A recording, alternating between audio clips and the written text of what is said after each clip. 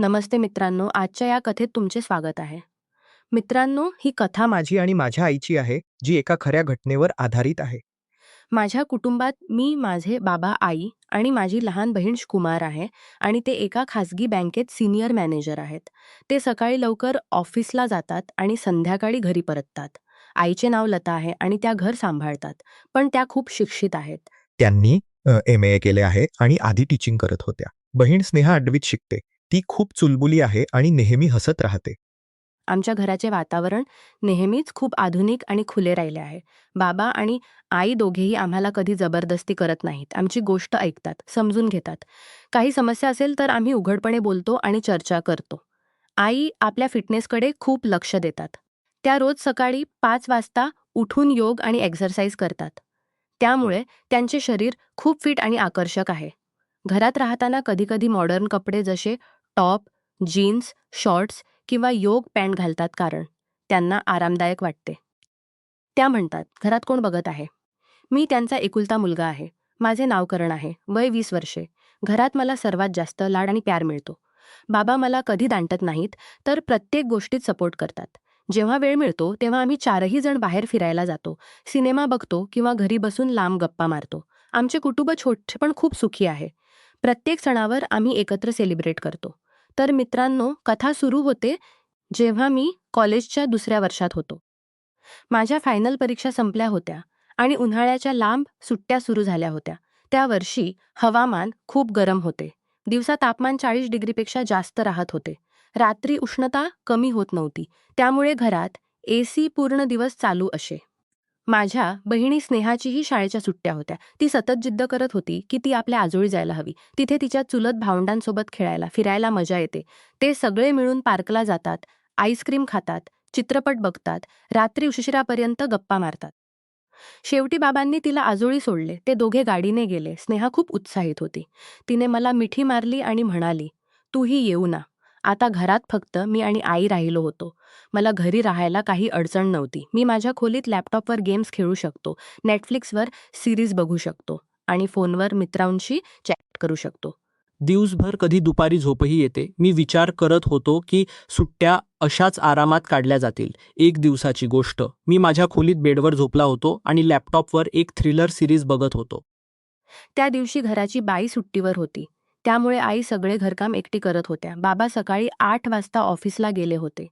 आई त्या दिवशी पांढऱ्या रंगाची स्लीवलेस टी-शर्ट आणि ग्रे रंगाची लेगिंग्ज घातलेली टी-शर्ट आणि ग्रे रंगाचे होते आणि घाम येत होता. त्या माझ्या खोलीत झाडू घेऊन येऊन स्वच्छता करू लागल्या. जसे त्या बेडजवळ वाकल्या, त्यांची टी-शर्ट थोडी वर गेली आणि मी नकळत त्यांच्या कमरेकडे बघू लागलो. काही क्षण मी थांबून गेलो. योगामुळे त्यांची त्वचा खूप गुळगुळीत दिसत होती. मग आईने माझ्याकडे पाहिले आणि हसत म्हणाली, "अरे करण बेटा, उठ ना जरा. मला बेडशीट बदलायची आहे." गेम नंतर खेळ. मी लगेच उठलो.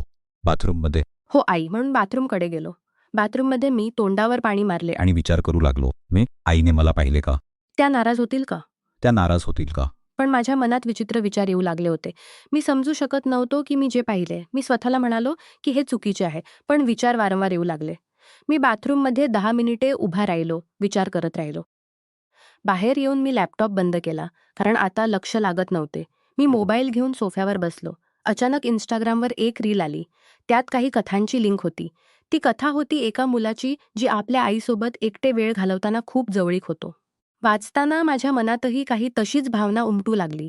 मी पुन्हा बाथरूमला गेलो. स्वतःला शांत केले. थंड पाणी प्यायलो आणि बाहेर आलो. आई तेव्हा स्वयंपाकघरात जेवण बनवत होत्या. मी फ्रीजमधून कोल्ड ड्रिंक काढायला गेलो आणि त्यांच्या पाठीकडे बघू लागलो. त्या माझ्याकडे वळल्या आणि म्हणाल्या, "काय झाले बेटा? इतका वेळ काय बघत होतास?"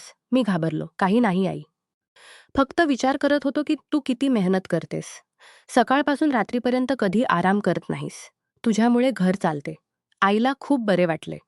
त्या हसल्या आणि म्हणाल्या, "हो बेटा, पण आता तुझी लग्न होईल ना, मग सुनेलसाठीच करेल. मी तर फक्त तुमच्यासाठीच जगते." मी हसलो, पण आता की आईला काय माहिती की मी त्यांना कसे बघत होतो. मी स्वतःला थांबवण्याचा प्रयत्न केला, पण मन मानले नाही. मी पूर्ण दिवस ह्याच विचारत राहिलो. अशा रीतीने अनेक दिवस गेले. प्रत्येक दिवशी मी आईला अधिकाधिक बघू लागलो. त्यांच्या प्रत्येक हालचालीकडे लक्ष देऊ लागलो. सकाळी जेव्हा त्या योग करत, तेव्हा मी चुपचाप दारातून बघत असे. संध्याकाळी जेव्हा त्या टीव्ही बघत तेव्हा मी जवळ बसत आणि गप्पा मारत असे. रात्री जेवणाच्या वेळी लांब गप्पा, पण फक्त बघण्याने मन भरत नव्हते. मी विचार केला की आता काही प्लॅन करावे लागेल, काही असे की आम्हाला अधिक जवळ आणेल. तेव्हा एक संध्याकाळी बाबा ऑफिसवरून आले आणि म्हणाले, "ऐका लता, मला बँकेच्या हेड ऑफिसच्या कामाने 15 दिवसांसाठी मुंबईला जावे लागणार आहे. ट्रेन उद्याचा संध्याकाळची आहे. तू आणि करण घरी राहा. काही टेन्शन घेऊ नका. मी रोज फोन करेन." हे ऐकून मी आतून खूप आनंदी झालो. बाबा नसतील. मी डोके हलवले आणि म्हणालो, "ठीक आहे बाबा, काही हरकत नाही, आम्ही सांभाळू." पुढचे 2 दिवस शॉपिंग वगैरे चालली. आई आणि बाबा बाहेर गेले. त्यांनी मलाही बोलावले, पण मी जायला नकार दिला. म्हटले की मी थकलो आहे, घरी आराम करेन. जेव्हा ते गेले, मी घराचे दार बंद केले आणि बाबा आईच्या बेडरूममध्ये शिरलो. कपाट उघडले, आईचे कपडे बघितले. त्यांचा परफ्यूमची बाटली सुंघली. एका जुनी फोटो फ्रेममध्ये त्यांची तरुण फोटो बघितली, जिथे त्या कॉलेजमध्ये होत्या. खूप सुंदर, लांब केस, स्माईल. मला खूप विचित्र वाटत होते.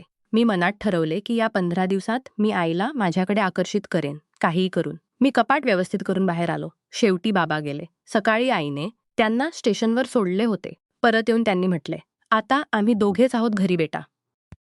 इतके दिवस काय कराल? कंटाळा येईल का?" मी म्हणालो, "हो आई, मजा येईल. आम्ही फिरू, खाऊ, सिनेमा बघू, गेम खेळू." आई न्हायला गेली. अचानक त्यांची आवाज आला, "करण, टॉवेल तर दे ना." मी टॉवेल घेऊन बाथरूमच्या बाहेर गेलो. दार थोडेसे उघडे होते. मी आत झाकण्याचा प्रयत्न केला. आईचे केस ओले होते, पाणी टपकत होते. त्या हात पुढे करत होत्या टॉवेलसाठी. मी टॉवेल दिला, पण मनात खूप बेचैनी होती. मी परत हॉलमध्ये येऊन बसलो. 15 मिनिटांनी आई टॉवेल गुंडाळून आली. हेअर ड्रायरने केस वाळवू लागली आरशासमोर. मी मागून त्यांना बघत होतो. त्यांच्या केसात बोटे फिरवत त्या खूप सुंदर दिसत होत्या. मी विचार करत होतो की आजपासून काही सुरू करायचे आहे. मी म्हणालो, "आई, तू घरात नेहमी हेच साधे कपडे का घालतेस? कधीतरी काही आधुनिक घाल ना." आईने हेअर ड्रायर बंद केला आणि म्हणाली, "अरे वेडा, घर आहे ना, आरामात राहते. बाहेर जायचे असेल तर घालेन." मी म्हणालो, "नाही आई, तू अजूनही खूप तरुण आणि स्टायलिश दिसतेस. काल जेव्हा तू ती ब्लू जीन्स घातली होती, तेव्हा किती चांगली दिसत होतीस." लोक विचारतात की माझी बहीण आहे का? आई हसली आणि म्हणाली, "बरं ठीक आहे, आज घालते, तुझ्यासाठी." त्या खोलीत गेल्या आणि बदलून आल्या ब्लू जीन्स आणि पांढऱ्या टॉपमध्ये. मी म्हणालो, "वाह आई, आता तर अगदी माझ्या वयाच्या मुलीसारखी दिसतेस." आम्ही बाहेर गेलो तर लोक विचारतील की आम्ही बॉयफ्रेंड आणि गर्लफ्रेंड. आई जोरात हसली. अरे बापरे, तू काय बोलतोस? "मी तुझी आई आहे. 20 वर्षांचा फरक आहे." लोक हसतील. मी म्हणालो, "पण बाहेर कोणी ओळखत नाही ना." मंगलसूत्र बघूनही लोक गोंधळात पडू शकतात. "तू इतकी सुंदर आहेस की कोणीही गोंधळात पडेल." आई पुन्हा हसली आणि मला चिडवू लागली, "अरे तू तर खूप छान गोष्टी बोलतोस आता दिवसात." मग मी प्लॅन केला. मी म्हणालो, "आई, आम्ही एक मजेदार गेम खेळू. नाव आहे मूव्ही. चित्रपटातील रोमॅन्टिक किंवा इमोशनल सीन ॲक्ट करू, मजा येईल. मी खूप सिनेमे बघितले आहेत." आई म्हणाली, "ठीक आहे, पण फक्त मजाकापुरते, जास्त काही नाही." आम्ही सुरू केले. आधी काही नॉर्मल सीन, जसे मित्रांसारख्या गप्पा. मग मी एक रोमॅन्टिक सीन निवडला, जिथे हिरो हिरोईनला मिठ पेशल आहेस. आईने ॲक्ट केले, पण जेव्हा मी त्यांना मिठी मारण्याचा प्रयत्न केला तेव्हा त्या थांबल्या. "करण, कर करण, हे काय करतोस? हे तर खूप इंटिमेट झाले." ॲक्टिंगमध्येही इंटिमेट झाले. ॲक्टिंग म्हणालो, "आई, ॲक्टिंग तर आहे. पण खरं सांगू तर मला वाटते मी तुला खूप आवडतेस. जसे कोणी स्पेशल व्यक्ती, भाबा तर नाहीत. आम्ही एकटे आहोत. का नाही थोडे जवळ होऊ?" आईचा चेहरा बदलला. त्या रागात म्हणाल्या, "करण, हे काय बकवास आहे? तू माझा मुलगा आहेस. असे विचार कुठून येतात तुझ्या डोक्यात? मी तुझी आई आहे. तुला वाढवले मोठे काय?" मी समजावण्याचा प्रयत्न केला. "आई, मी तर फक्त." पण आईने मला मध्ये रोखले. "बस कर करण. मी तुझी आई आहे. तू माझा मुलगा. हे नाते पवित्र आहे. याला गलिच्छ करू नकोस. जर तू असा विचार करतोस तर मी खूप दुःखी आहे." मी गप्प बसलो. रात्री मी बेडवर झोपलो आणि विचार करत होतो की मी किती चुकीचे केले. आईचा चेहरा माझ्या डोक्यात फिरत होता, नाराजी आणि दुःखाने भरलेला. मी स्वतःवर खूप लाज वाटत होती. मी झोपू शकत नव्हतो. वारंवार उठून पाणी प्यायलो. दुसऱ्या दिवशी सकाळी मी उठलो. डोळे लाल होते. आई स्वयंपाकघरात होती. नाश्ता बनवत होती.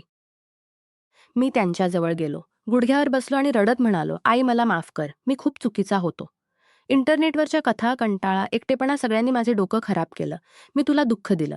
मी खूप दोषी वाटत आहे. मी स्वतःला दोषी माफ करू शकत नाही. आईने मला उठवले, आपल्या गोडीत बसवले, डोक्यावर हात फिरवला आणि म्हणाली, बेटा, मला माहीत आहे की या वयात कधी कधी चुकीचे विचार येतात. हार्मोन्स, मित्रांच्या गप्पा, ऑनलाईन गोष्टी सगळे प्रभाव टाकतात, पण आम्हाला त्यांना थांबवायला शिकायला हवे. आई मुलाचा प्रेम सर्वात सुंदर आणि शुद्ध असते. जर आम्ही सीमा ओलांडली तर नाते कायमचे बिघडते. मी तुझ्यावर रागावले नाही तर चिंतित आहे. पण आता तू समजलास ना की हे चुकीचे होते. आता पुढे कधी असा विचार करू नकोस. मी डोके हलवले, हो आई, मी कधी विसरू शकणार नाही. मी तुझा विश्वास तोडला. खूप लाज वाटत आहे. मी दोषी आहे. मी चुकीचे वागलो. आई म्हणाली, बरं बेटा, आता विसर. पण लक्षात ठेव, नात्यांमध्ये आदर सर्वात महत्त्वाचा आहे. चुकीचे वागल्यास नंतर पश्चात्ताप होतो, पण वेळीच सुधारले तर नाते अधिक मजबूत होते. आता तू तुझ्या मित्रांना भेट. चांगल्या पुस्तकांचे वाचन कर. बाहेर फिर, कोणती तरी हॉबी सुरू कर. जीवनात बरोबर मार्ग निवड. मी नेहमी तुझी मित्रही आहे आणि आईही. या घटनेनंतर आम्ही दोघे पुन्हा नॉर्मल झालो. आईने मला कधी दोष दिला नाही, तर अधिक प्यार केला. पण मी स्वतःला प्रत्येक दिवशी दोषी वाटत होतो. जेव्हा आई हसत असे तेव्हा मला आठवत असे की मी त्यांचे मन दुखवले होते. मला जाणवले की मी किती मोठी चूक केली होती. मित्रांनो, या कथेतून शिकवण ही आहे की कुटुंबातील सदस्यांशी प्रेम ठेवा. पण त्या प्रेमाची मर्यादाही राखा. चुकीचे विचार नियंत्रित करा. नाहीतर नाते तुटतात. जर चूक झाली तर लगेच माफी मागा आणि बदला. चुकीच्या वागण्यावर दोषी होणे आणि सुधारणे हीच खरी परिपक्वता आहे. शेवटी सगळे बरोबर होते जर आम्ही शिकलो. ही घटना मला नेहमी आठवत राहील आणि मी शिकलो आहे की आई मुलाचे नाते सर्वात पवित्र आहे. याला कधी चुकीच्या नजरेने बघू नये. जर कोणी असा विचार करतो तर त्याने लगेच थांबवावे.